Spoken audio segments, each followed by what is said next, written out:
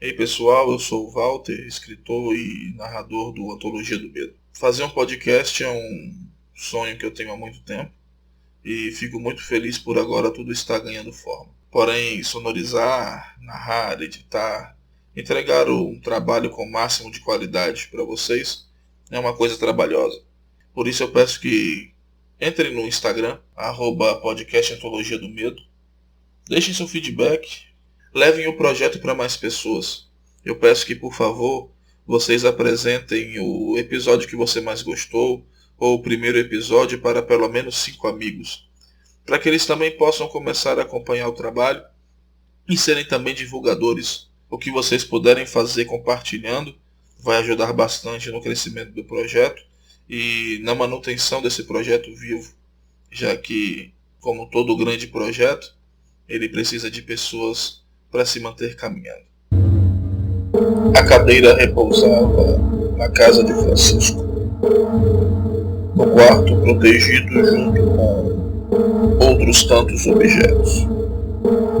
Foi colocado dentro de um cubículo pelas ordens do homem grisalho, pois ali dentro deveriam ficar os objetos mais perigosos, capazes de ser usados diretamente pelos espíritos ou demônios para infestar lugares.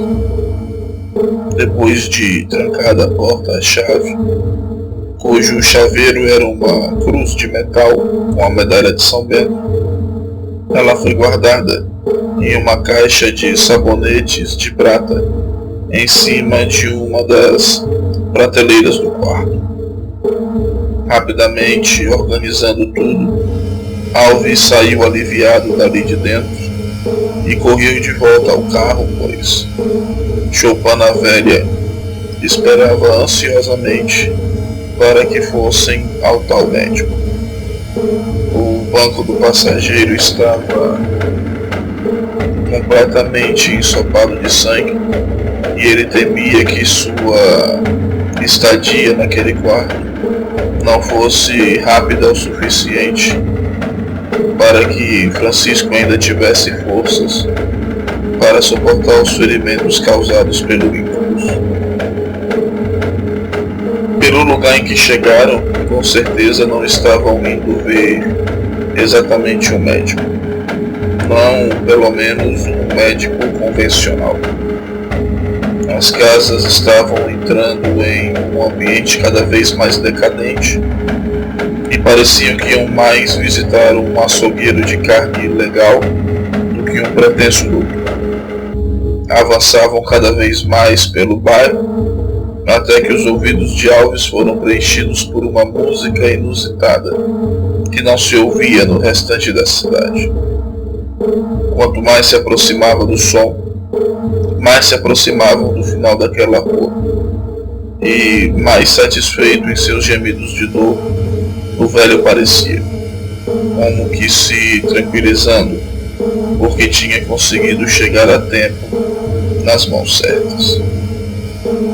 Uma mulher os esperava do lado de fora da casa, vestida inteiramente de branco. Usava jaleco e tênis, protegidos por uma trama de tecido branca semi-transparente, que ela tirou assim que chegou dentro da casa, e em seguida lavou imediatamente as mãos com sabão. Começou a perguntar sobre o local do ferimento, e Alves tentou explicar tudo com o mínimo de detalhes possível, pois ele ainda não conhecia aquela mulher que estava em sua frente, e não sabia se devia confidenciar tudo o que estava acontecendo. Ele não teria vindo e trazido você aqui se eu não soubesse o mínimo sobre essa vida e sobre essas criaturas. Seu medo na realidade não passa de tolice. Alves olhou para Francisco, pálido e fraco demais para falar, mas ainda assim com sagacidade suficiente para mostrar com os lábios que estava sorrindo da situação. Mas ser acertado nos rins por um incubus era demais até mesmo para um médico conhecedor dessa estranha vida. Ela precisou de alguns segundos para processar cada detalhe do que Alves disse. Removia os últimos fiapos da camisa de choupana velha de cima do ferimento, que não eram 5 buracos como se 5 garras tivessem entrado em seu corpo, mas como se dentro de Francisco o íncubus tivesse fechado os dedos e puxado a mão com tamanha força que o que encontrou em seu caminho para fora foi arrancado do corpo do velho, criando assim uma cratera de carne e músculo na lateral do seu corpo. Você já se meteu em muita merda, Choupana, mas essa foi a mais federal de todas. Refletiu a mulher, não tão grisalha quanto Francisco, mas ainda assim com alguma idade para ser chamada de senhora. Era morena e baixa. Os braços eram magros e ela usava uma calça jeans e uma camisa de polo branca por debaixo do jaleco, que agora estava sujo, por causa do sangue que ia brotando com cada vez mais dificuldade do interior do corpo do grisalho. Ele finalmente se permitiu dormir ou desmaiar frente a toda a dor que estava sentindo. Foram minutos de silêncio. Foram minutos onde estava pensando no que tinha que fazer a partir dali. O que acontecera nessa noite. Claro que causara a morte de um íncubus, mas aconteceu de maneira bastante improvisada, na verdade. Agora o que ele tinha na sua frente era um futuro um pouco obscuro. Não que acreditasse que aquela situação pudesse matar o Choupana velho. Longe disso. O velho não parecia capaz de morrer com facilidade. Mas Alves se sentia cada vez mais enfiado em uma encruzilhada que ele não tinha ideia de como sair. O carro estava destruído, já devia estar com algum guincho no ferro velho, desde que Alves ligou falando sobre um automóvel naquele estado, no meio de uma rua abandonada em um bairro. Se qualquer coisa saísse do controle, teriam condições de remediar isso ou aquilo, conversando com alguns contatos que tinham. O problema de verdade não estava na esfera humana, estava sim na esfera espiritual. Puxou o grimório e pulou logo para a parte que se referia ao conde. Na sequência, encontrou Fëanor, o servo fiel. Andando por suas linhas, logo encontrou a invocação que teria que fazer para se deparar com ele. Deveria usar algumas especiarias e deveriam ser apresentadas algumas oferendas para que Fëanor surgisse. Mas Alves sabia que nada no mundo era mais do desejo dele de que o próprio ex-detetive o chamasse sozinho para conversar. Por isso se hospedou na mesma pousada que o garoto tinha se hospedado e ali perdera as 2 mãos para súcubos, pedindo exatamente para ser colocado no mesmo quarto em que o caso havia acontecido. Como agora era um detetive, também se apresentou como um novo criador de conteúdo. Poderia agora ter novas profissões.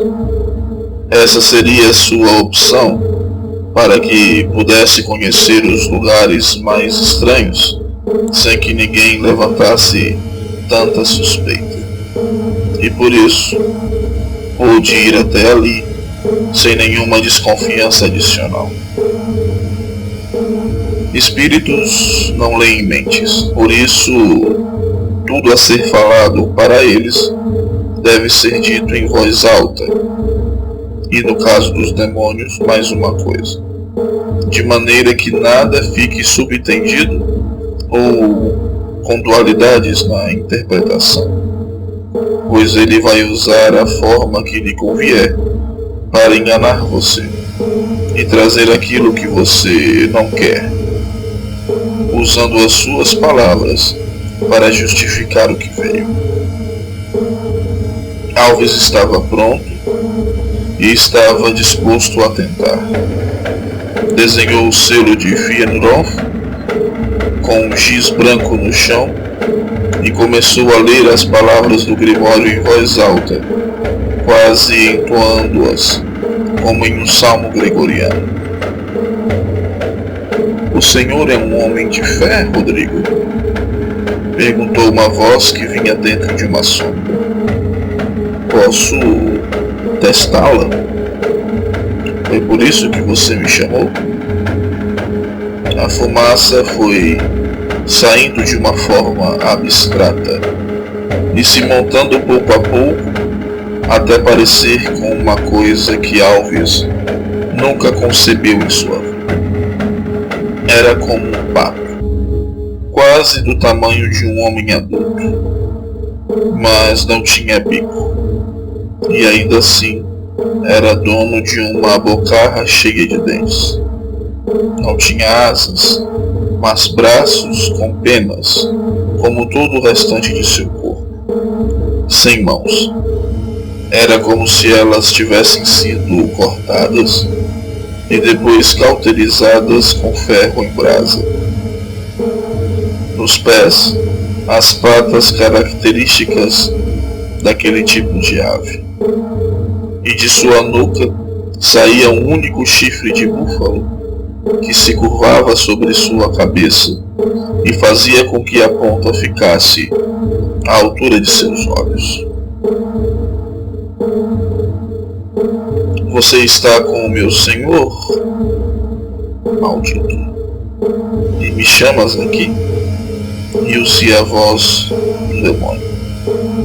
Está confiando demais na sorte que teve, ao matar o escravo e machucar a escrava. Inclusive, ela está aqui para conversar sobre o assunto. Tomei a liberdade de convidá-la. Um barulho estarrecedor e a janela do quarto se destruiu em pedaços. A súcubo surgiu por ali mais imensa e amedrontadora do que já era. Seu rosto não era mais metade da bolha que já fora um dia. O restante era vazio e negro. Seu queixo praticamente não existia mais e toda a pele de sua garganta desaparecera com um tiro, mostrando carne, músculos, órgãos, glândulas, veias. E um cheiro muito pútrido vinha daquele ferimento, que jamais iria cicatrizar, pois o sal grosso usado nas balas era bento, e não havia poder naquele mal que superasse uma bênção em um item tão importante como o sal. Aqueles dois diabos de asas mataram 2 pessoas e mutilaram mais uma para trazer aquele garoto e o servo com forma de ave ao mundo. Naquele mesmo ambiente, continuaram a parte do ritual decepando as mãos do jovem para que elas estivessem no corpo da segunda mulher assassinada a 2 golpes de lança, um em cada seio. Pois depois Giovanna Velha confirmou que as mãos pertenciam ao jovem atacado pelas súcubas. Continuando, veio pedir misericórdia, brincou Fëanor. Não, respondeu Alves. Eu vim apenas ter certeza de uma coisa. Quase que imediatamente, o celular de Alves começou a tocar. Um alarme que era um áudio de sua própria voz, realizando uma oração de exorcismo, que começou a ressoar por todo o quarto. A súcubus colocou as mãos nos ouvidos, como se estivesse sendo fisicamente agredida por aquela oração. O outro olhou de forma desafiadora para Alves, pois ele ali era uma forma de comunicação, uma sombra que veio responder a uma invocação. Não estava possuindo nada ali para que fosse expulso, mas sua personalidade estava naquela sombra. E isso significava que seu senhor estava sozinho e desprotegido no lugar onde suas essências foram depositadas. A súcubus perdeu completamente o controle.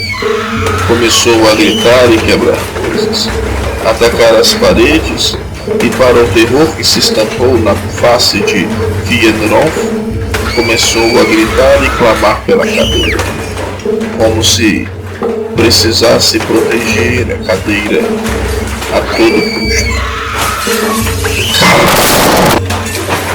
Ordenou o demônio, mas a sua escrava não conseguia naquele momento nem mesmo obedecer ao seu comando.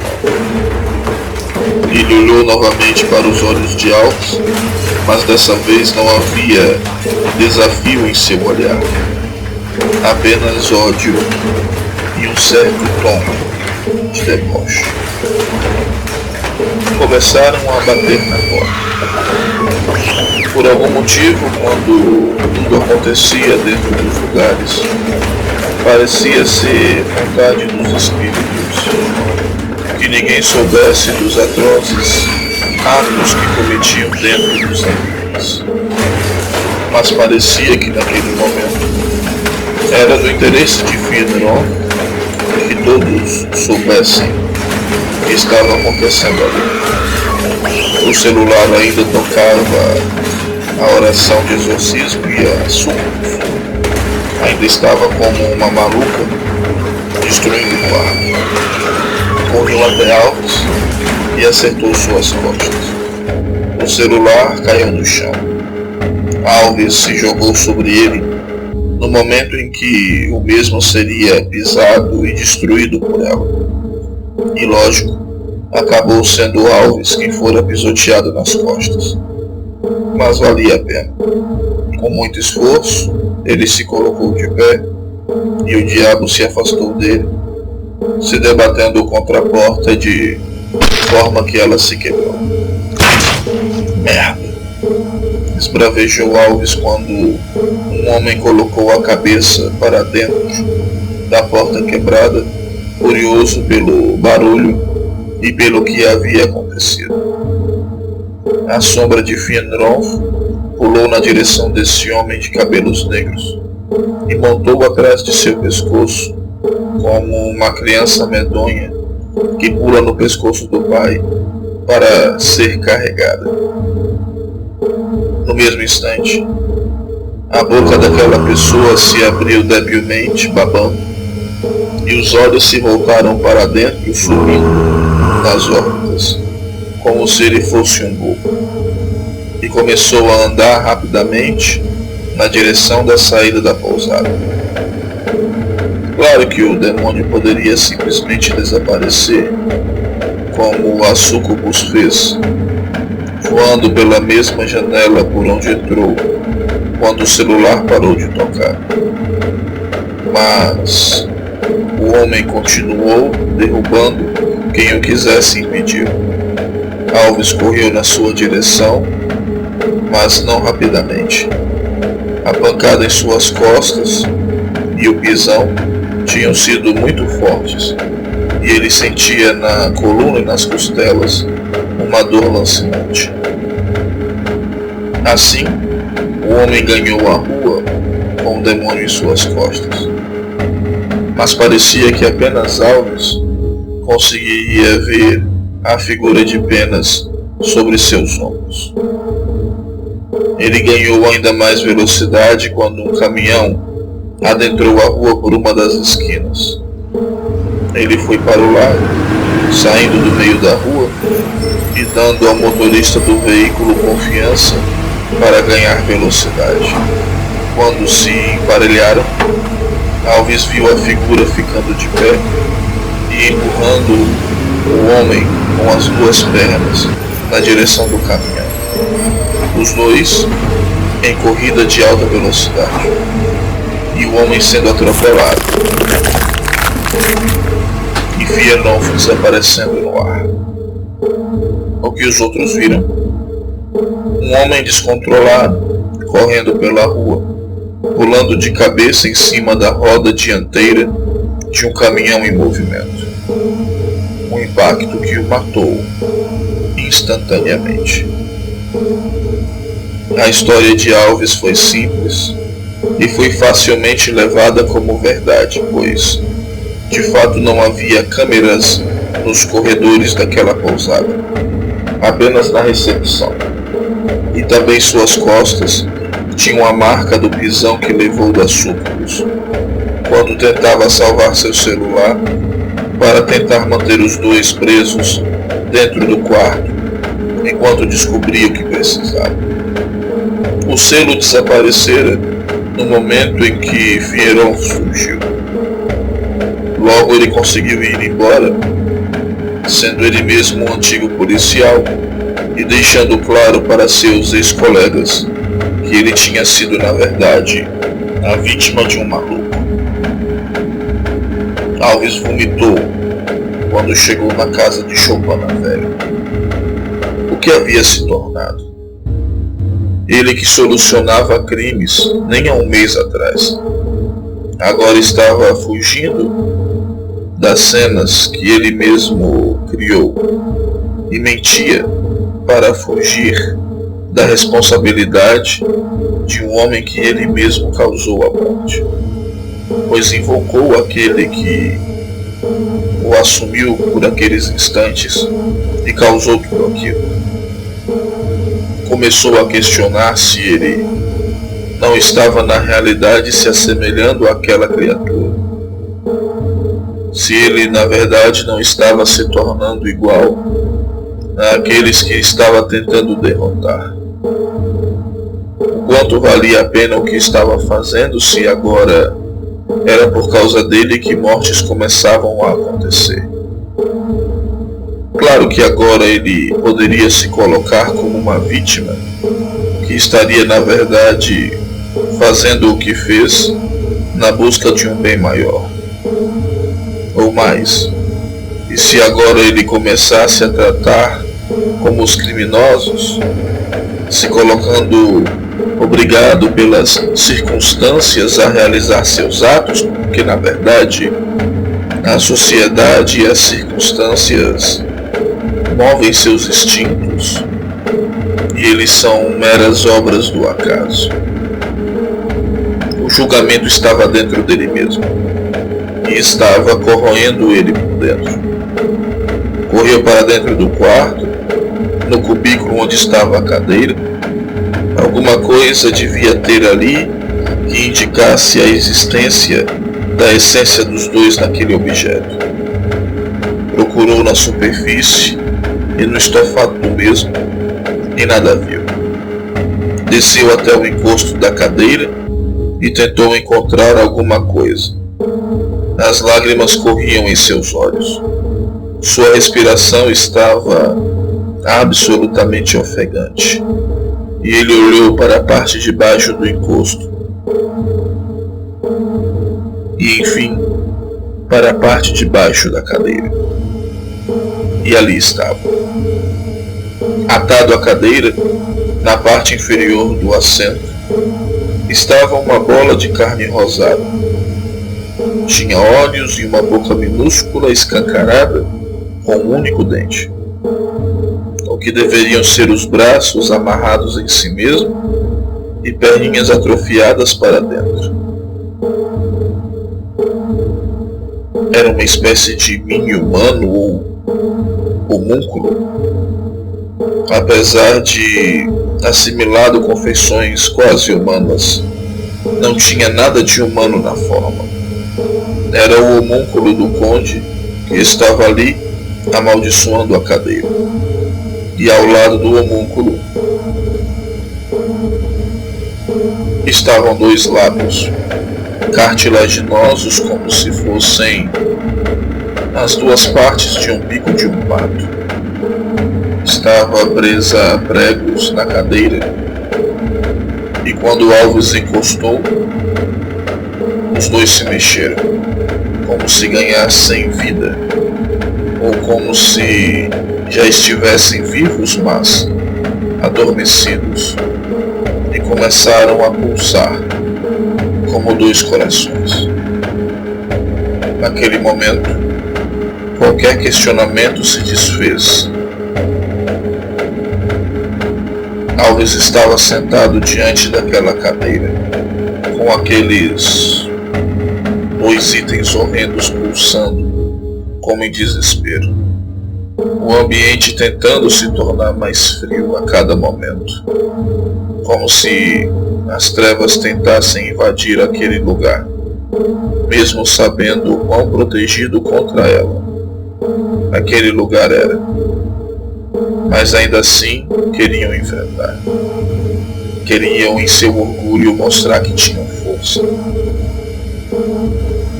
E Alves olhava para os 2 lados, a fim de entender se o que estava colocando em sua mente para acontecer estava de fato certo e errado. Se devia dar seguimento àquele outro plano maluco. Mesmo agora sem a presença de Chopana velha para ajudá-lo.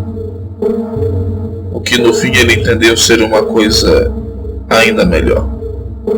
O velho estava com aquela médica estranha, justamente por causa de seu plano anterior, onde decidira se usar como uma isca, e a ele também, numa armadilha onde apenas um estava armado.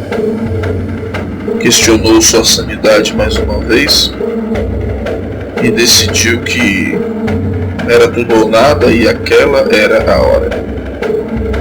Karchark e Fëanor teriam de encontrar o destino deles, e aquela Succubus teria que encontrar um lugar para ir, já que seus mestres iriam encontrar seu caminho de volta para casa. Mas não se exorciza uma cadeira, tampouco se elimina um demônio fisicamente. Aquelas 2 aberrações que estavam ali embaixo eram tão somente representações da essência maligna depositadas naquele objeto, que poderia ser facilmente aprisionada de volta naquele cubículo. Não tivesse um diabo com forma física solto no mundo, atrás do objeto, que era o caso das Succubus, e não tivesse também uma ou algumas pessoas trazendo aqueles demônios para o mundo, que já tinham roubado justamente aquele quarto, e certamente estariam esperando para que, em caso de alguma falha, pudessem também tirar aquela cadeira dali e continuar com o seu plano, tivesse ele qual finalidade fosse. Aquela cadeira nunca estaria de fato protegida dentro daquele quarto. Sua ideia, obviamente, era absolutamente arriscada. Levar a cadeira para o porão, local onde já tinha acontecido uma possessão, e local que não estava absolutamente protegido pelas bênçãos como aquele quarto. Ali ele teria como puxar os 2 que habitavam a cadeira e dar assim um fim à essência deles nesse mundo. Por que não só atear fogo à cadeira? Porque são espíritos, e destruindo o local onde habitam, eles estariam livres para ser gerados novamente, e tudo poderia continuar, fazendo o que desejavam. Era uma vitória para eles. Eles poderiam continuar de toda forma. Seriam 2 passos para frente e 1 passo para trás. Contudo, nas contas de Alves, 2 passos para frente e 1 para trás ainda era um passo para frente. Logo, trazer suas essências, destruir a escrava deles, era uma maneira de retirá-los de vez do objeto e obrigá-los a tomar o único caminho que tinham, de volta para o inferno. A cadeira e seu encosto pareciam pesar 1 tonelada, mas com todas as forças que tinha, ele conseguiu carregá-la e, com certo gosto particular, deixar com que ela rolasse escada abaixo. Claro que isso foi feito para que a Sucubus viesse com mais rapidez ao porão da casa de Chopana Velha. Ela surgiu descendo com tanta velocidade que, ao entrar no porão, suas patas fizeram 2 buracos fundos na parede. Ela estava imensamente irritada, absolutamente violenta, exatamente como Alves esperava encontrá-la. Para ela, o homúnculo aberração e o bico de pato eram os alvos principais de sua devoção e proteção, e ambos estavam agora pulsando nas mãos de Alves. Mesmo sendo uma bolha de pus agora bem acabada pelos danos que sofreu pelos encontros anteriores, dava para perceber que, se houvesse um semblante ali, seria o de mais absoluto desespero e terror, por ver a essência de seus senhores tão vulneráveis. Alves não pensou 2 vezes e arremessou os 2 em um buraco na parede.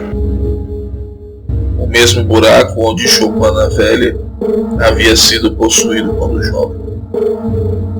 Ali tinha sido limpo, com óleo santo e sal abençoado, os ossos retirados todos, mas o buraco permanecia, mesmo décadas depois. Por algum motivo, nem a concretagem e nada que a família tentasse fazia com que aquele túnel deixasse de existir ou fosse fechado por muito tempo. Por isso, apenas criaram um portão, para não deixar que alguém desavisado entrasse ali por qualquer motivo. Foi ali que Alves, jogando os 2, viu a Sucubus entrar desesperada. Com um sorriso, ele puxou das costas, onde estava amarrada, uma bola de saco e pano com um pavio. O acendeu rapidamente com o isqueiro que tinha, já esperando toda aquela atitude, e o atirou rapidamente para dentro do buraco. Fechou o portão, que mostrava o símbolo de Cristo, P encimado por um X, que fora usado pelo imperador Constantino como seu lábaro depois da vitória na batalha da Ponte Milvia. Houve uma explosão, e essa explosão jogou a porta para longe da parede. Tudo pareceu tremer, e uma nuvem de poeira tomou conta do lugar, quase que como uma neblina que não se permite que se veja nada à frente. Alves caiu para frente, e por isso mesmo a porta não caiu sobre ele. Um lance de sorte. Estalou as costas enquanto se levantava e viu que, sentado na cadeira, estava o conde, como lhe aparecera em sua casa, e ao lado dele, de pé, estava o servo, olhando para a cadeira absolutamente estupefato, pois sabia que ela estava embebida em óleo diesel desde que chegaram ali, o que já dava para que muito vapor tivesse tomado conta de tudo, e o fogo daria conta do objeto. Só mesmo que nosso sacrifício é o que se precisa para que o ritual para trazer o mundo que é o mundo seja completado. Ele já começou há muito tempo, na realidade, disse o conde em tom de vitória. Quanto mais eu me deparo com essas coisas que são vocês, mais entendo que tenho que mergulhar de cabeça num poço de merda. Se é preciso, morra, seu aleijado. O servo ainda tentou ir para a frente, a fim de confrontar Alves pelo insulto a seu senhor, mas não conseguiu. A cadeira estava sob o selo do conde, uma nuvem cujo raio cai sobre o machado e sobre o selo do próprio servo. 3 anéis unidos, com folhas de palmeiras na esquerda e na direita. Sem se preocupar com mais nada daquilo, o mesmo isqueiro foi arremessado sobre eles, que desapareceram no instante em que a cadeira foi tomada pelo fogo. As chamas subiam alto, mas não o suficiente para alcançar o teto. Ela foi se desfazendo em pedaços, cinzas, e finalmente se sentando no chão com bastante força, deixando seu corpo cair para trás. Alves se permitiu relaxar e dormir.